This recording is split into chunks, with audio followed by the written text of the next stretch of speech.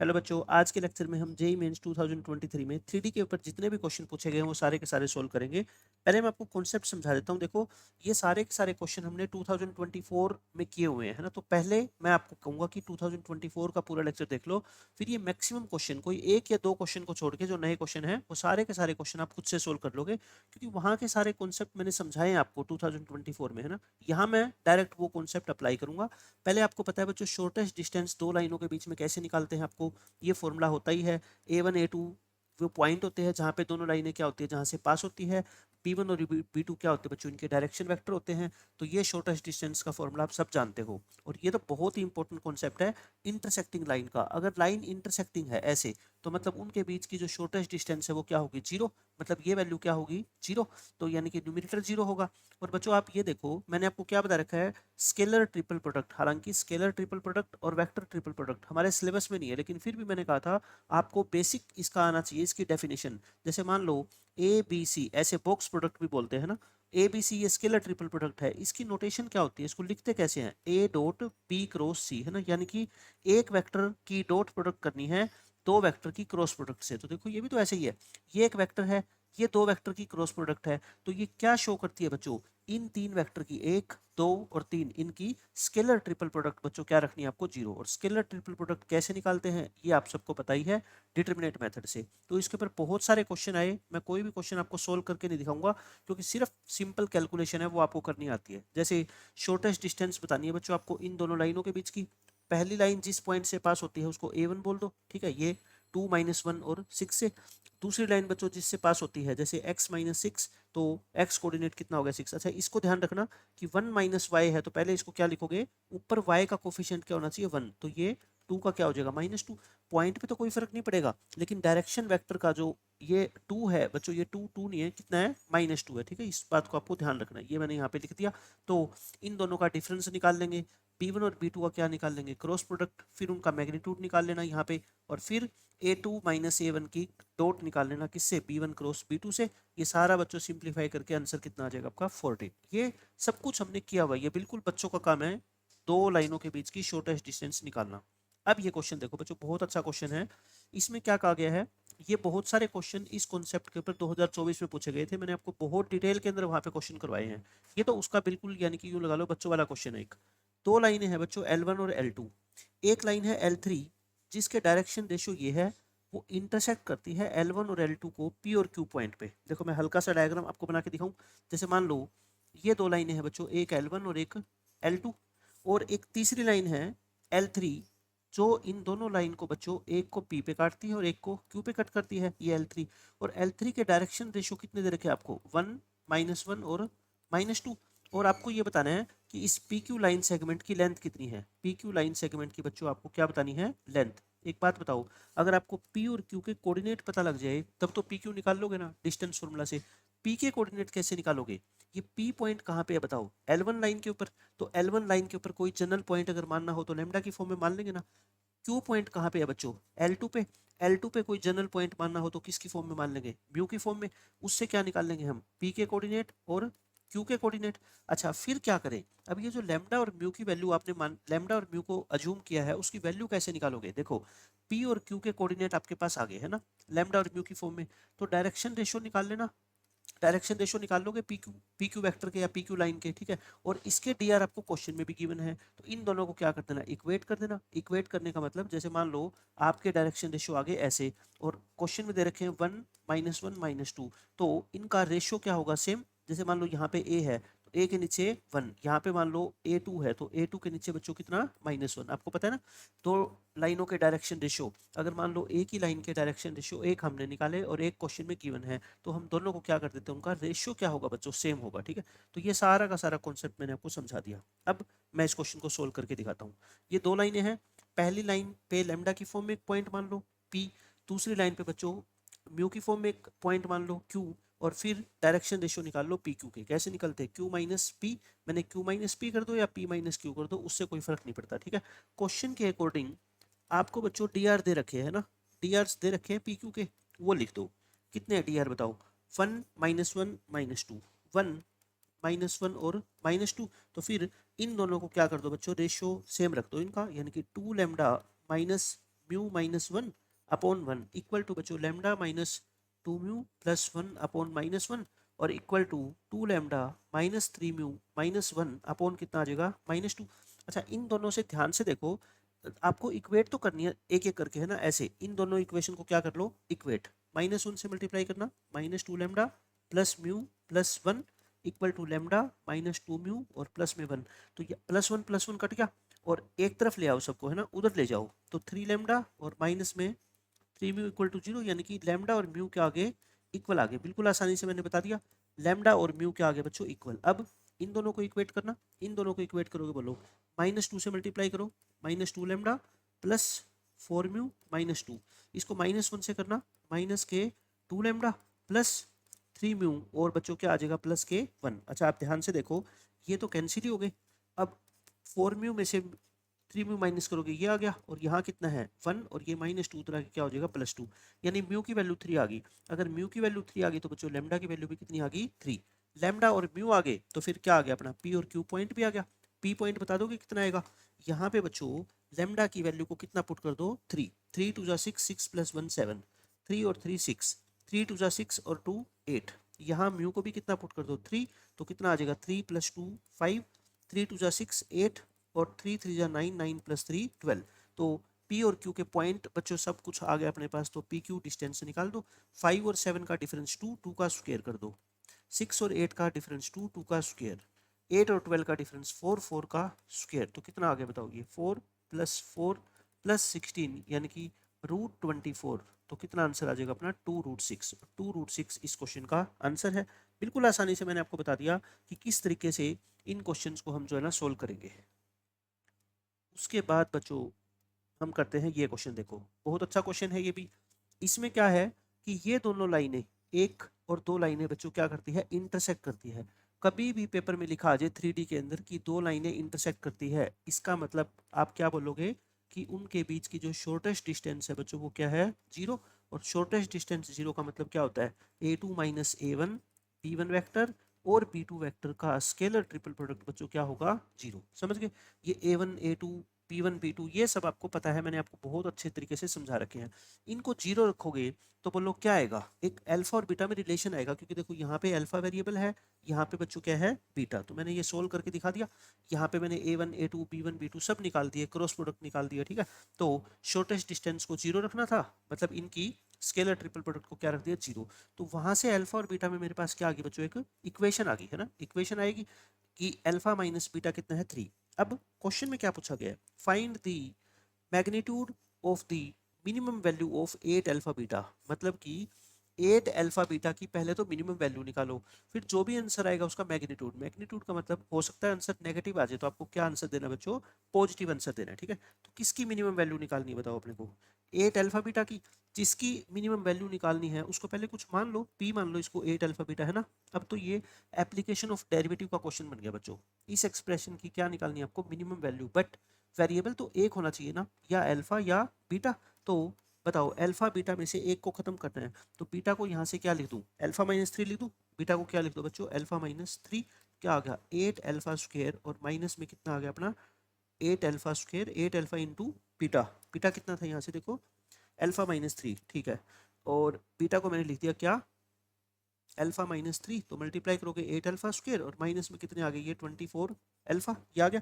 अच्छा उसके बाद क्या करते हैं बताओ, अब तो आगे इसको हमने क्या करना है मिनिमम, इसकी मिनिमम वैल्यू निकालनी है, तो क्या करते हैं मिनिमम वैल्यू निकालने के लिए इसके डेरिवेटिव को जीरो पुट करते हैं, डेरिवेटिव को जीरो पुट करो, sixteen alpha minus 24 equal to zero, alpha कितना आएगा 24/16 यानी कि 3/2, तो बता दो फिर मिनिमम वैल्यू ऑफ पी कितनी आएगी, मिनिमम वैल्यू ऑफ पी इसके अंदर पी के अंदर बच्चों अल्फा को क्या रख दो 3/2 रख दो, 8 इंटू 3/2 का स्क्वायर माइनस 24 इंटू 3/2 और सिंप्लीफाई कर लो बस 8, ये हो गया 9/4 और ये बच्चों कितना हो गया 36, तो ये अपना कितना हो गया 18 माइनस 36 यानी कि माइनस 18 आ गया, तो अपने को आंसर निकालना है इसका मैग्नीट्यूड, तो माइनस 18 की एब्सोल्यूट वैल्यू कितनी होती है बच्चों 18। बिल्कुल आसान क्वेश्चन था, शॉर्टेस्ट डिस्टेंस है तो मतलब कि शॉर्टेस्ट डिस्टेंस को जीरो रख के ये इक्वेशन आ गई अल्फा और बीटा में, आपको किसको मिनिमाइज करना है एट अल्फा बीटा को, इस एक्सप्रेशन को मिनिमाइज करना है, बट ये एक वेरिएबल में नहीं थी, वो कहाँ से खत्म होगा, एक वेरिएबल बीटा और अल्फा में एक रिलेशन हमने निकाल लिया शॉर्टेस्ट डिस्टेंस को 0 पुट करके और अपना आंसर आ गया। ठीक है, अच्छा क्वेश्चन था ये। अब बच्चों मैं एक छोटा सा क्वेश्चन आपसे पूछता हूँ नेक्स्ट क्वेश्चन करवाने से पहले। प्रूव कर दो कि अल्फा की वैल्यू अगर हम 3 पुट करें तो ये अल्फा की वैल्यू 3 इसको सेटिस्फाई करेगी, है ना। वो तो कर ही दोगे आप, अल्फा को 3 पुट करोगे, 3 प्लस में 35 है ना, 38 ये प्रूव हो जाएगा। राइट हैंड साइड 21 है, पुट करके देखोगे तो कितनी आएगी, 21 आएगी। लेकिन मैं ये कहना चाहता हूँ, मान लो आप एग्जाम में इस इक्वेशन पे पहुंच गए, अब ध्यान से सुनना मेरी बात, आप इस इक्वेशन पे पहुंच गए, वैसे तो देखो सबका डिनोमिनेटर सेम है 19 19 19 है ना, और स्क्वायर खोलना कोई बड़ी बात नहीं है, बट ये 35 ये 55 है ना, इनके स्क्वायर थोड़े बड़े आएंगे, मतलब ये क्वाड्रेटिक इक्वेशन बनेगी सिंप्लीफाई करके, बट लेंथी बनेगी। मतलब ये नहीं है कि ऐसी कोई इक्वेशन बन गई x square minus 5x plus में 6 इक्वल टू 0, है ना, इतनी आसान नहीं बनेगी, बड़ी बनेगी।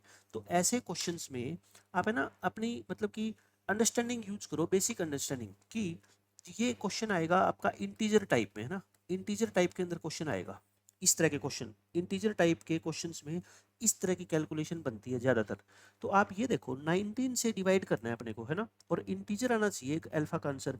तो 35 में मैं क्या ऐड करूं कि वो 19 से डिवाइड हो जाए, 35 प्लस में 3 करूं 38 बनेगा, 38 19 से पूरा पूरा डिवाइड हो जाता है। मतलब मेरे पहली बार में जो दिमाग में वैल्यू आएगी ना बच्चों अल्फा की, वो क्या आएगी, छोटी से छोटी 3 आएगी, पॉजिटिव अगर मैं कहूँ, और छोटी से छोटी तो कितनी आएगी 3। तो पहले एक बार पुट करके देख लो, क्या पता 3 सेटिस्फाई कर ही जाए, बस आगे तो सेट करना ही नहीं पड़ेगा। अच्छा 3 को इससे भी देख लो फिर, 8 3 जा 24, 24 में से 5 गए 19, और 19 बाई 19 मतलब कि सारे नंबर अच्छे बन जाएंगे अगर अल्फा को आप क्या पुट करोगे 3। तो इस तरह की छोटी छोटी बातें मैं आपको क्वेश्चन के हिसाब से सिखाता जाऊंगा। अब ये क्वेश्चन देखो बच्चों क्या गिवन है इस क्वेश्चन में, बहुत अच्छा क्वेश्चन है। Let the coordinates of one vertex of triangle ABC is 0 2 alpha. मैं डायग्राम बना के आपको समझाता हूँ धीरे धीरे। देखो ये क्वेश्चन क्या गिवन है आपको, एक ट्रायंगल है बच्चों ABC, इसके ए के कोऑर्डिनेट आपको दे रखे हैं 0 2 और अल्फा, अल्फा की फॉर्म में दे रखे हैं क्योंकि अल्फा की वैल्यू निकालनी है आपको लास्ट में, ठीक है, alpha square. And the other two vertices lie on the line this, मतलब कि जो बाकी दो वर्टिसेज है ना ये बी और सी, ये बच्चों इस लाइन के ऊपर लाई करते हैं। इसका मतलब क्या हुआ कि BC को ही एक्सटेंड करने से बच्चों ये लाइन बन गई, कौन सी वाली लाइन, जो आपको क्वेश्चन में दे रखी है, x प्लस अल्फा बाई 5 और y माइनस 1 बाई 2 और z प्लस 4 बाई 3। अच्छा B और C दोनों बच्चों किस पे लाई करते हैं, इस लाइन पे लाई करते हैं। अगर मुझे इस लाइन के ऊपर लाई करने वाला कोई भी पॉइंट अज्यूम करना हो, तो मैंने आपको बता रखा है ना, इसके ऊपर कोई भी पॉइंट अज्यूम कर लो, इसको क्या मान लो, लैम्डा मान लो। पॉइंट क्या हो जाएगा बताओ, 5 lambda minus alpha 2 lambda plus 1। यानी मुझे इस लाइन के ऊपर बच्चों कोई भी पॉइंट लेना पड़ गया ना, तो मैं उसको किस फॉर्म में लूंगा बताओ, इस फॉर्म में लूंगा, ठीक है।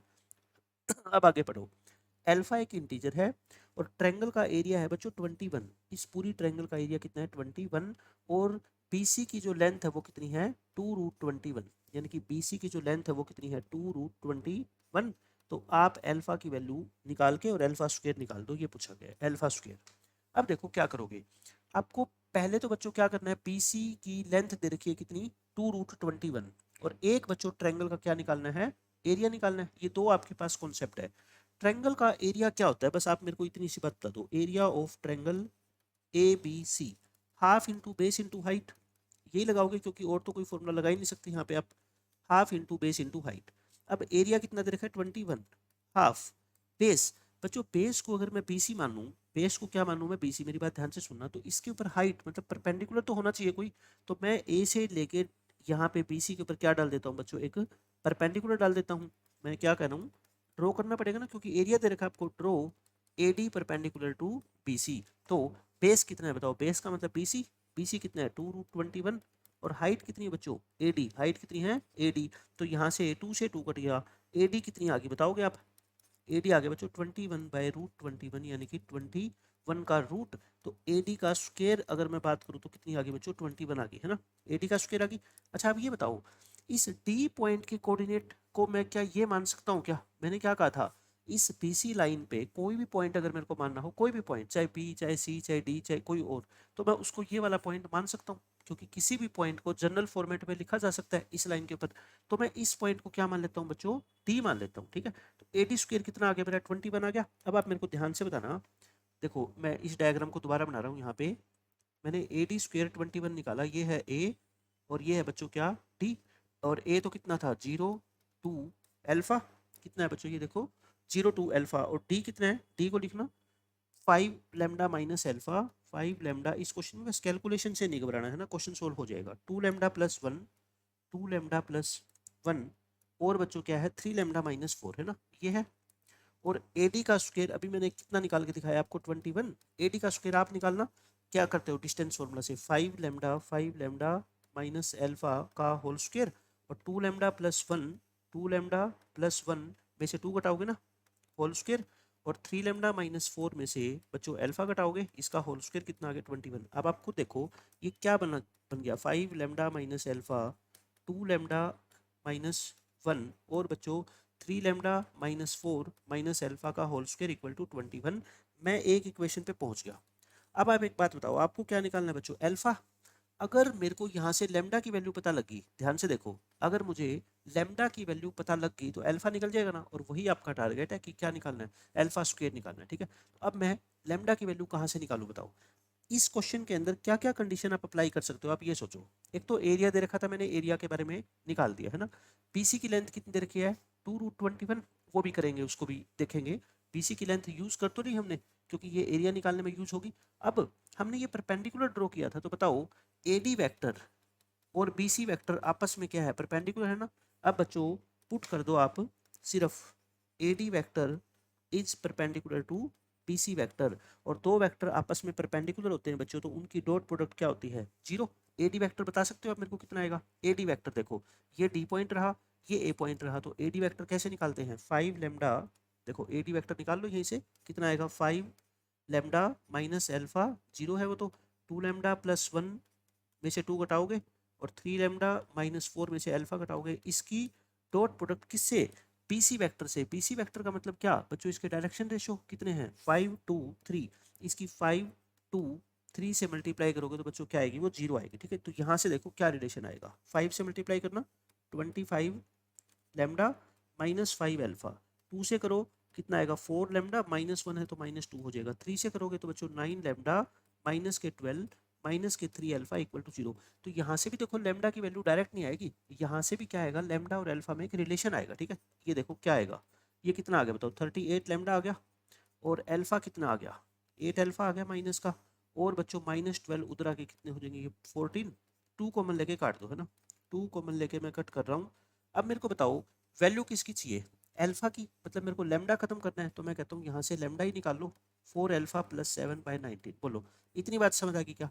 अब आप एक बात खुद सोचो, मैंने लेमडा की वैल्यू आपको निकाल के दिखा दी अल्फा की फॉर्म में, अगर मैं इस इक्वेशन में लेमडा को अल्फा लिख दूंगा, अल्फा की फॉर्म में लिख दूंगा, तो पूरी इक्वेशन किस में बन जाएगी, अल्फा में, और अल्फा की वैल्यू निकल जाएगी, ठीक है। बस क्वेश्चन खत्म। इसको बच्चों पुट कर दो किस में, फर्स्ट इक्वेशन में। फर्स्ट इक्वेशन में जब पुट करोगे तो यहाँ देखो, यहाँ आपको क्या चाहिएगा, 5 लेमडा माइनस एल्फा, या फिर यहाँ से देख लो एक ही बात है, ठीक है। तो 5 लेमडा माइनस एल्फा निकाल दो एक बार, 5 into lambda, 4 alpha plus 7/19 minus alpha, तो 19 एल्शियम लो, ठीक है, मल्टीप्लाई करो 20 लेमडा प्लस 35 माइनस के 90 अल्फा, ये अल्फा था, तो कितना आ गया देखो, अल्फा प्लस में 35/19। तो बच्चों फर्स्ट इक्वेशन क्या बन जाएगी अपनी बताओ, अल्फा प्लस 35/19 का होल स्क्वायर, लेमडा की जगह मैं क्या पुट कर रहा हूँ बच्चों, 4 अल्फा प्लस 7/19 है ना। और आगे तो बच्चों आपको पुट करते जाना है सेम, ठीक है, आगे आप करते जाना, और बस मैं यहाँ से मैं क्या बता रहा हूँ आपको, अल्फा की वैल्यू 3 इसको क्या कर जाएगी, सेटिस्फाई कर जाएगी, ये आपको ऑब्जर्व करना है, नहीं तो पूरी इक्वेशन को फिर आपको सोल्व करना पड़ेगा, हर जगह यहाँ पे भी लेमडा की वैल्यू पुट करनी पड़ेगी, यहाँ पे भी लेंथ ही हो जाएगा, ठीक है।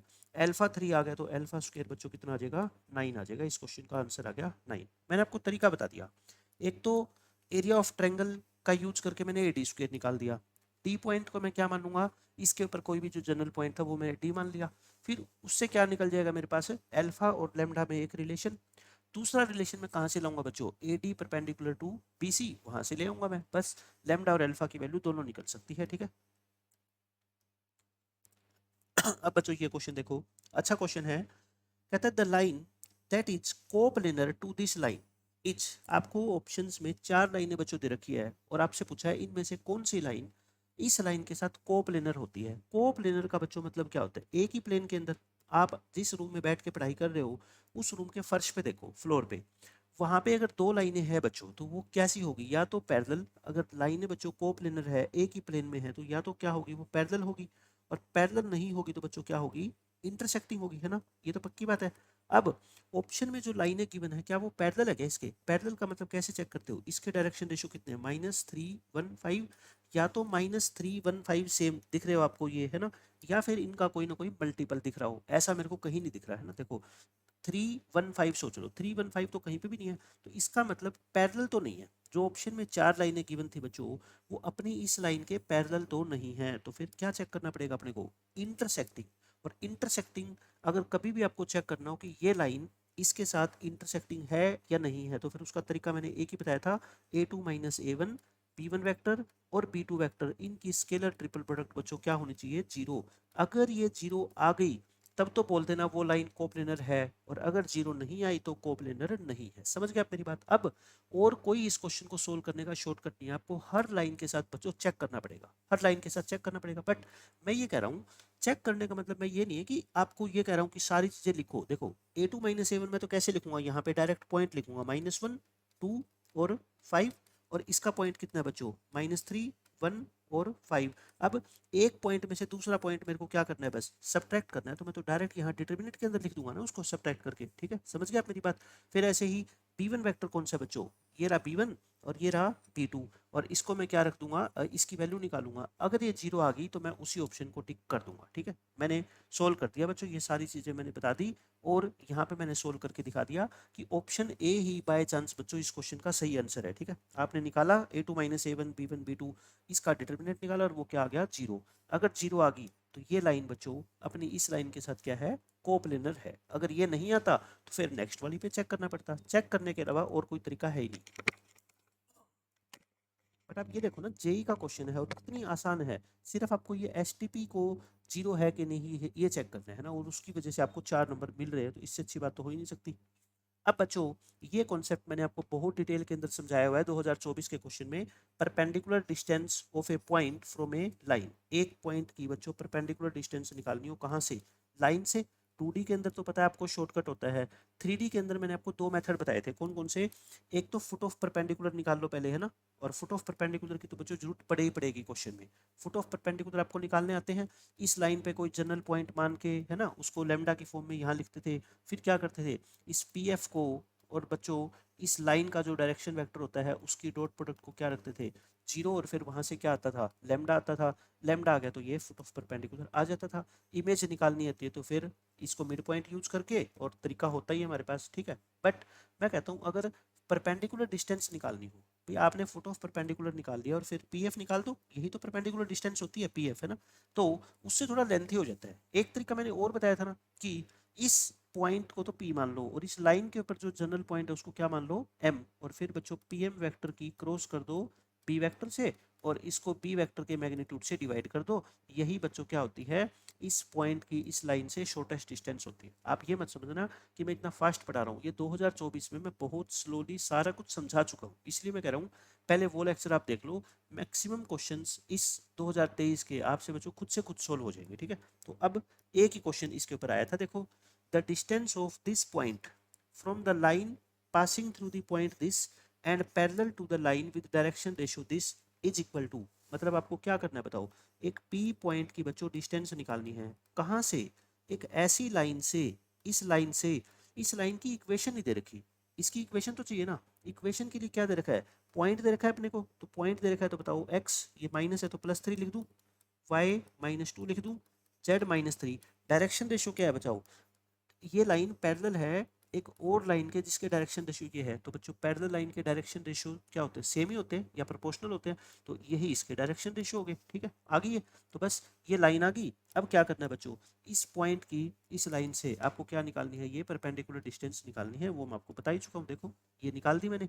पी एम एम पॉइंट, इस लाइन के ऊपर जो भी पॉइंट होता है ना उसी को एम पॉइंट मान लो, ठीक है। लाइन के ऊपर क्या था पॉइंट बताओ, -3 2 3, -3 2 3, और फिर पी एम वैक्टर निकाल लो, है ना, पी एम आपको निकालना आता ही है, और फिर क्या कर दो बच्चों, पी वेक्टर आपके पास है ही डायरेक्शन वेक्टर, और फिर उसके बाद ये क्रॉस प्रोडक्ट निकाल के मैग्नीट्यूड निकाल दो, पी के मैग्नीट्यूड से डिवाइड कर दो, सिंप्लीफाई करोगे बच्चों √14 इस क्वेश्चन का आंसर आ जाएगा। ये सब हम डिस्कस कर चुके हैं। उसके बाद ये क्वेश्चन देखो बच्चों, अच्छा क्वेश्चन है एक, इसमें क्या कहता है, the foot of perpendicular of this point on this line, है ना। देखो किसी भी पॉइंट का बच्चों फुट ऑफ परपेंडिकुलर निकालना हो तो आप निकाल लोगे ना। उस पॉइंट को नाम दे रखा है अल्फा बीटा गामा, तो मतलब कि एक फुट ऑफ परपेंडिकुलर हम निकाल लेंगे, उसको इक्वेट कर देंगे बच्चों किससे, अल्फा बीटा गामा से। अल्फा बीटा गामा की वैल्यू आ जाएगी। फिर बताना है इन चार में से कौन सा ऑप्शन करेक्ट नहीं है, नॉट करेक्ट। तो अल्फा बीटा गामा जब आई गए बच्चों तो सारी वैल्यू देखो यहाँ पे पुट करके नीचे हो जाएगा, आराम से चेक हो जाएगा बिल्कुल आसानी से, ठीक है। फुट ऑफ परपेंडिकुलर कैसे निकालते हैं मैंने बता दिया। इस लाइन पे कोई जनरल पॉइंट मान लो लेमडा की फॉर्म में, फिर पी एफ और पी वेक्टर की डॉट प्रोडक्ट को क्या रख दो बच्चों, जीरो रख दो। पी वेक्टर क्या होता है, इसका डायरेक्शन वेक्टर, वहां से लेमडा आ जाएगा।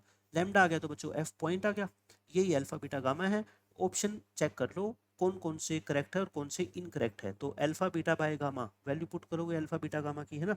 इस तरीके से करते करते सी ऑप्शन बच्चों आपका क्या आएगा, इनकरेक्ट, क्योंकि सी ऑप्शन क्वेश्चन में दे रखा है -5। क्या दे रखा है बच्चों, देखो -5, बट हमारा क्या है -1/5, मतलब ये गलत है, ये क्या है बच्चों, इनकरेक्ट है। तो सब बातें वही है, फुट ऑफ परपेंडिकुलर निकालना, परपेंडिकुलर डिस्टेंस निकालना, इमेज निकालना, कोई नई बात बच्चों है ही नहीं। कोई इक्का दुक्का क्वेश्चन में थी, जैसे वो एरिया ऑफ ट्रायंगल वाला था, है ना, छोटा सा नया कॉन्सेप्ट था उसमें, तो वही क्वेश्चन नया था एक अभी तक।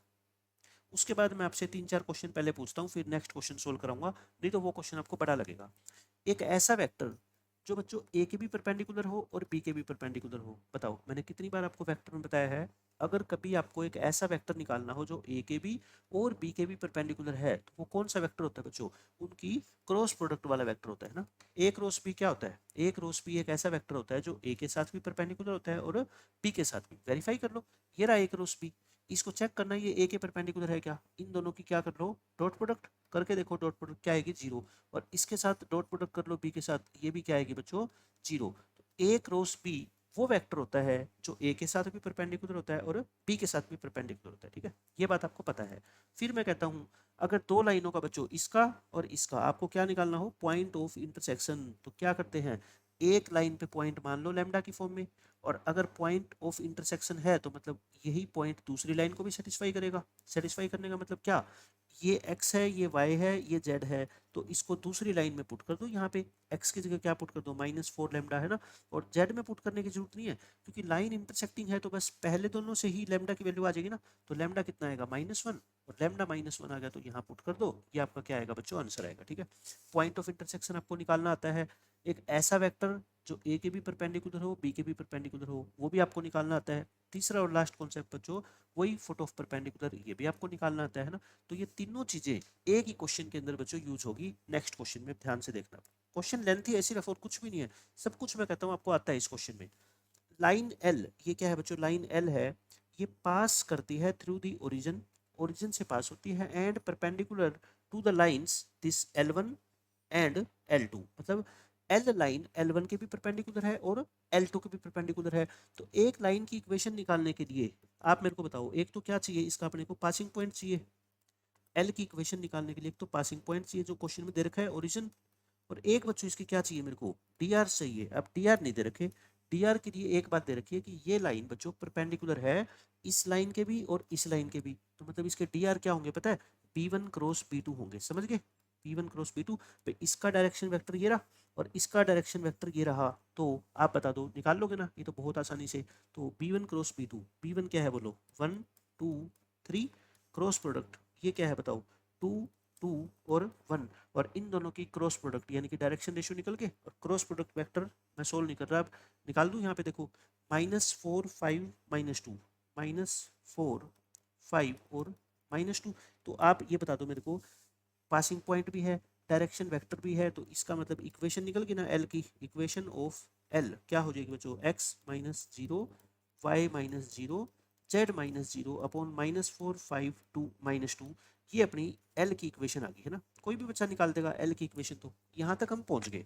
उसके बाद बच्चों क्या कहता है, P is the point of intersection of L and L1। देखो ये रही लाइन बच्चों L, और ये रही बच्चों लाइन L1। L1 को मैं सही से लिख दूं, देखो L1 क्या लिख रखी है, ऐसे लिख रखी है, तो मैं क्या लिख देता हूँ इसको, एक्स वाई की फॉर्म में लिख देता हूँ, कार्टेशियन फॉर्म में, ठीक है।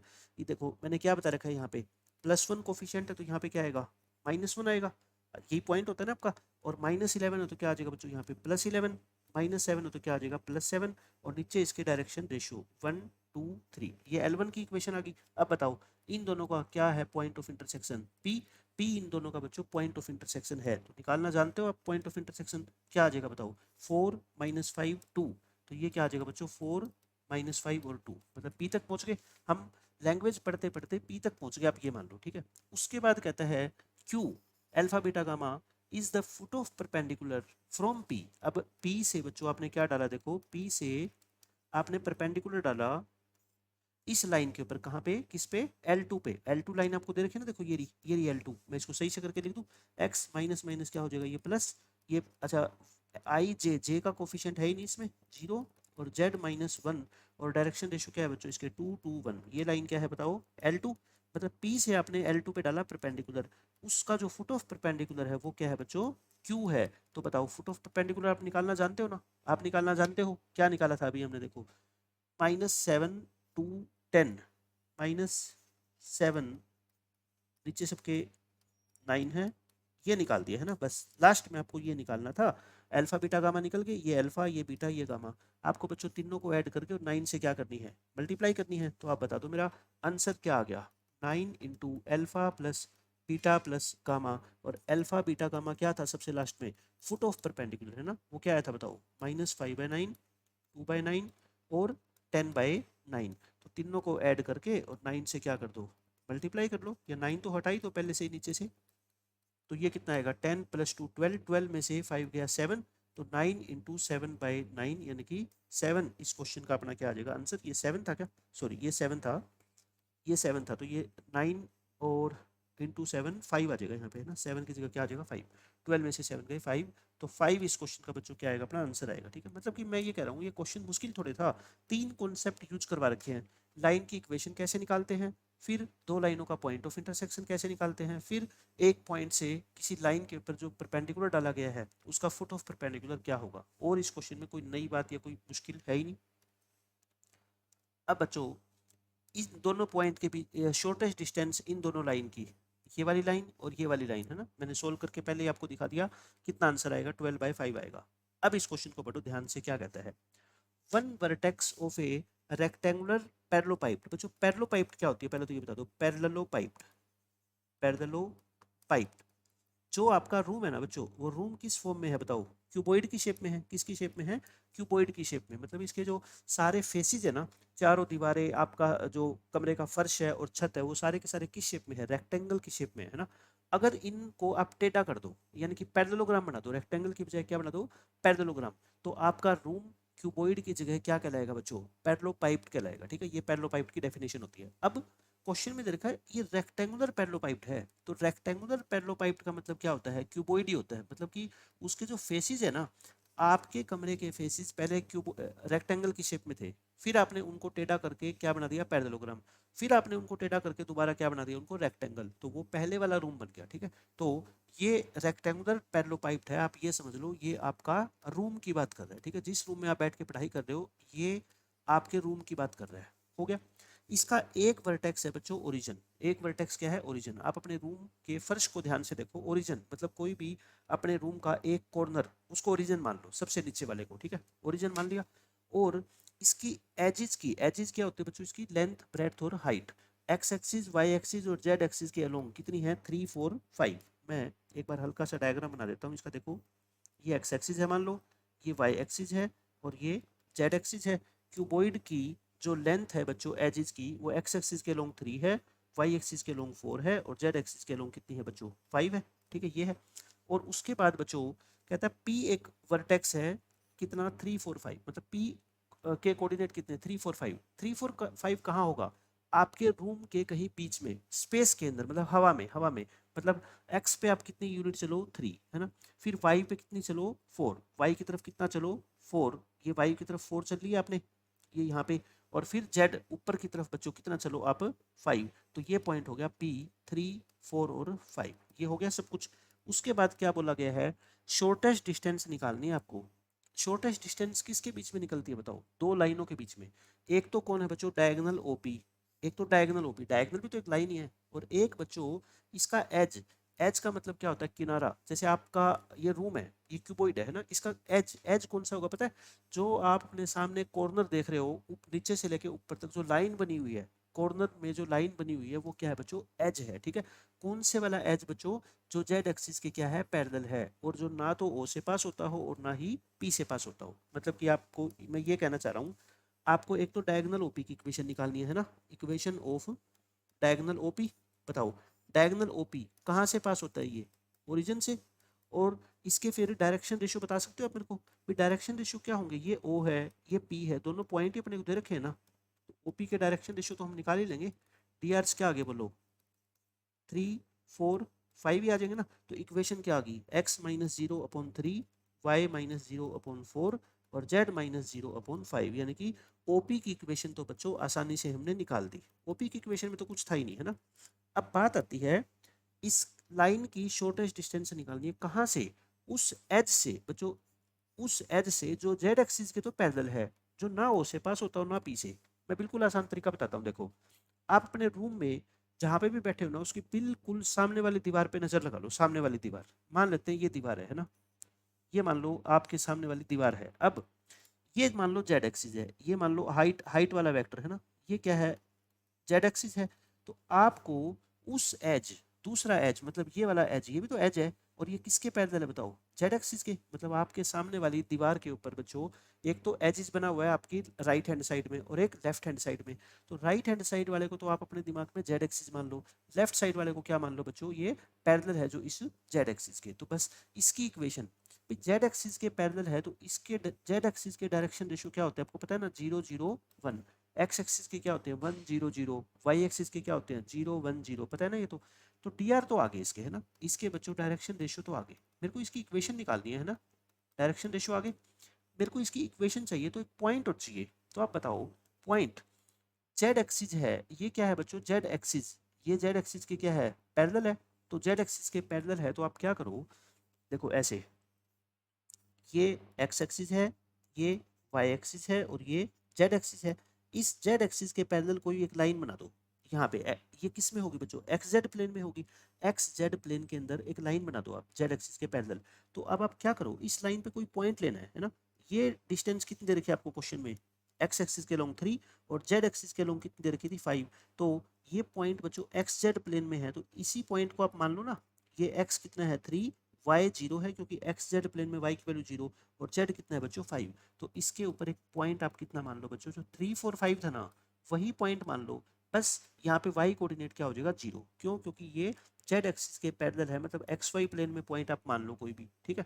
तो 3 0 और 5 तो आप बता सकते हो फिर, ये मान ली। तो equation of H, equation of H बच्चों कितनी आ जाएगी? X minus 3/0, Y minus 0/0, Z minus 5/1, यही होती है। तो अब बताओ आपको निकालनी क्या है बच्चों? ये फर्स्ट इक्वेशन, ये सेकंड इक्वेशन, इन दोनों के बीच की शॉर्टेस्ट डिस्टेंस। आंसर क्या है बच्चों?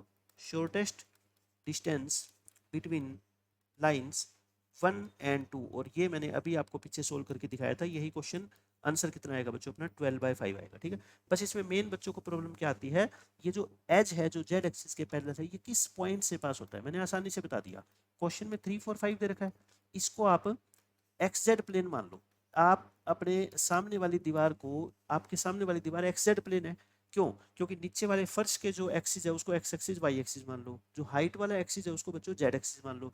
तो आपके सामने वाली दीवार क्या होगी बताओ? एक्स जेड प्लेन होगी ना। तो एक्स जेड प्लेन के ऊपर कोई भी पॉइंट होगा उस पर वाई कोऑर्डिनेट तो क्या होगा? 0। तो इसको आप बस एक्स और जेड को सेम रख दो और वाई को क्या लिख दो? 0। तो ये जो एज है बच्चों, ये जो लाइन है, ये कहाँ से पास होगी? 3 0 5 से पास होगी। और बस उसके बाद ये क्वेश्चन सोल्व हो ही जाएगा बहुत आसानी से। उसके बाद बच्चों ये क्वेश्चन देखो, ये भी अच्छा क्वेश्चन है एक।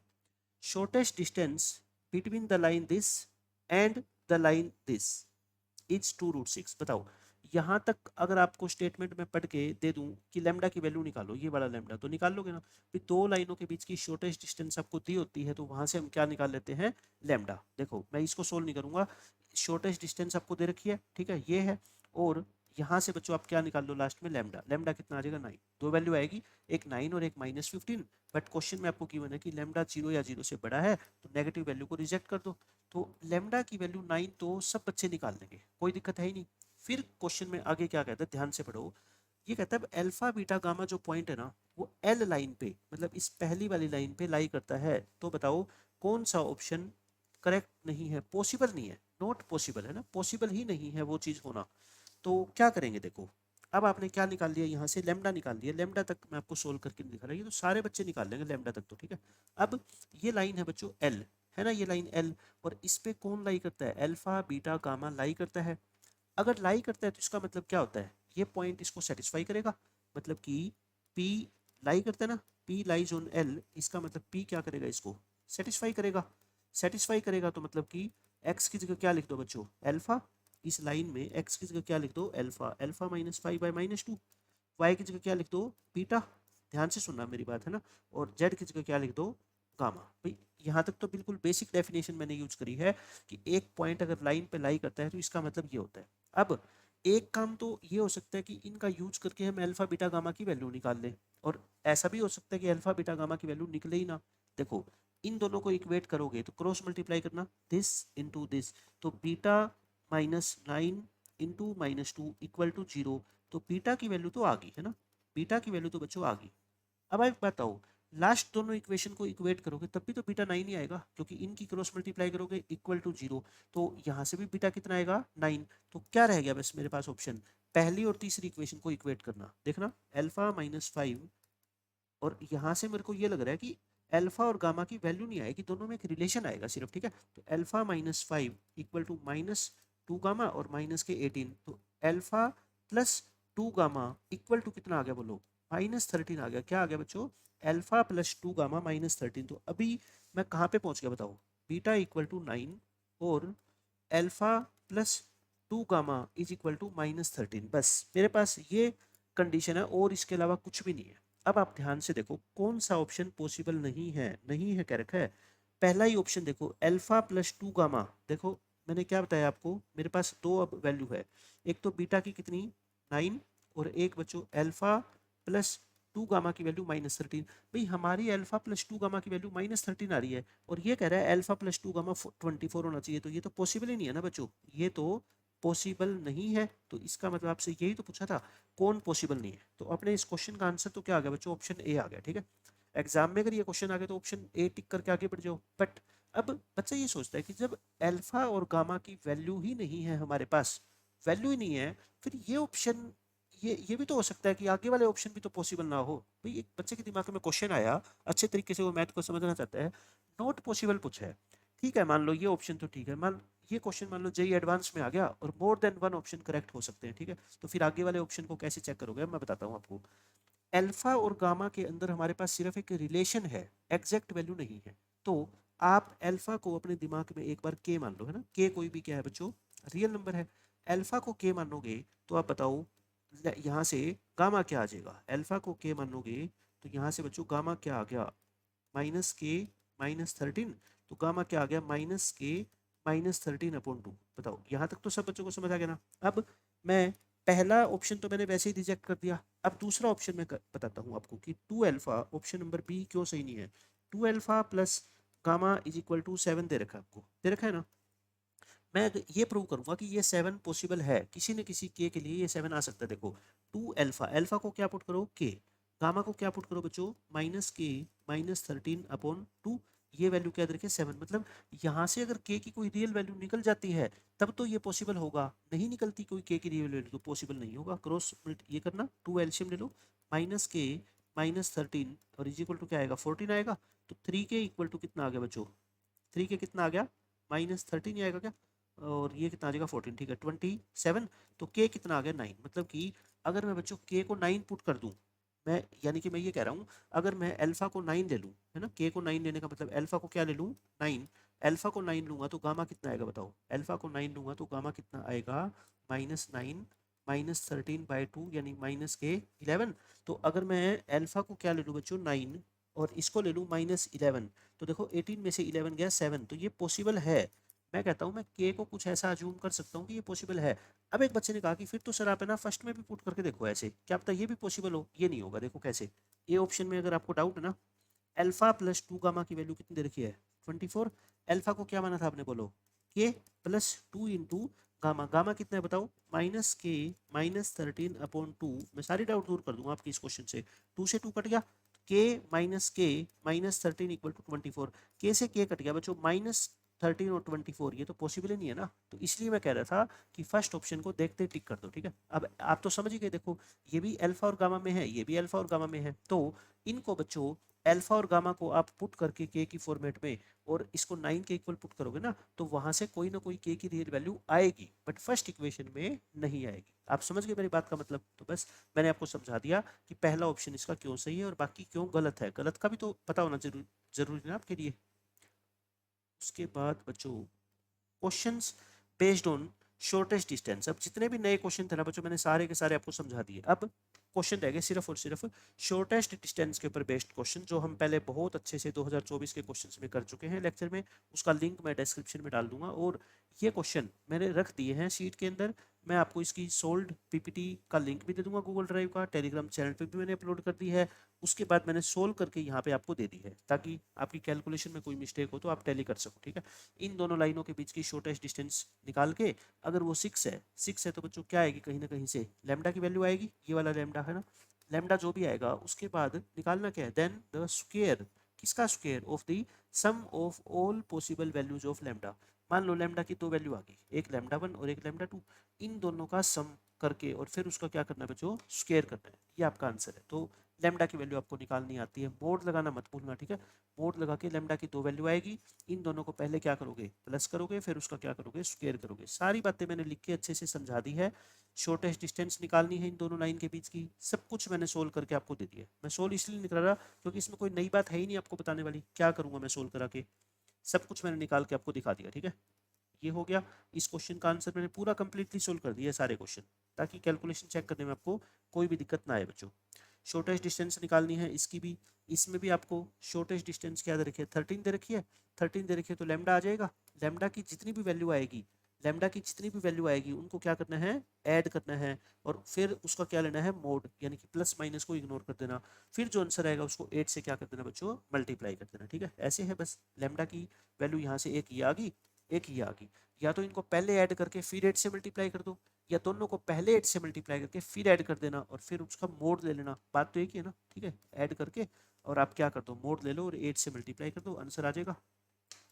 तो ये बच्चों अपना 3D के अंदर जितने भी क्वेश्चन पूछे गए थे वो सारे खत्म हो गए। आप सोच रहे भी 3D इतना छोटा चैप्टर कैसे हो गया, क्योंकि प्लेन का कॉन्सेप्ट हट गया ना। और पहले जो मैक्सिमम क्वेश्चन पूछे जाते थे उसमें प्लेन को इंक्लूड किया जाता था, और जब से प्लेन हटाया तब से क्या रह गया क्वेश्चन का फॉर्मेट, या तो शॉर्टेस्ट डिस्टेंस, या फिर ये वाला कॉन्सेप्ट रह गया कि दो लाइनें हैं L1 और L2। 2024 में आपको पता है बहुत ज़्यादा क्वेश्चन इस कॉन्सेप्ट के ऊपर पूछे गए थे, और एक लाइन बच्चों L3 इसको इंटरसेक्ट करती है, तो P और Q की आपसे लेंथ पूछी जा सकती है ना। पी और क्यू के बारे में कुछ भी पूछा जा सकता है, कोऑर्डिनेट पूछे जा सकते हैं आपसे, पी के कोऑर्डिनेट पूछ के और फिर कह देगा कि पी से परपेंडिकुलर डिस्टेंस निकालो कोई दूसरी लाइन L3, कुछ भी क्वेश्चन बना देगा ये, ठीक है। तो मेन कॉन्सेप्ट यही बचते हैं, फुट ऑफ परपेंडिकुलर के, इमेज के, परपेंडिकुलर डिस्टेंस पॉइंट की लाइन से, और एक शॉर्टेस्ट डिस्टेंस का, और एक ये वाला कॉन्सेप्ट। तो इसको आप अच्छे से कर लो ये वाला लेक्चर, और इससे पहले 2024 का आपका 3D का कोई भी क्वेश्चन मैं कहता हूँ पेपर के अंदर छूट ही नहीं सकता। 2025 की तैयारी आप कर रहे हो, 26 की कर रहे हो बच्चों, सारे के सारे क्वेश्चन आप आसानी से एग्जाम के अंदर बैठ के सोल्व कर पाओगे। तो नेक्स्ट लेक्चर के अंदर हम करेंगे डेफिनेट इंटीग्रल। ये 3D का कॉन्सेप्ट हमारा पूरा कंप्लीट हो गया है।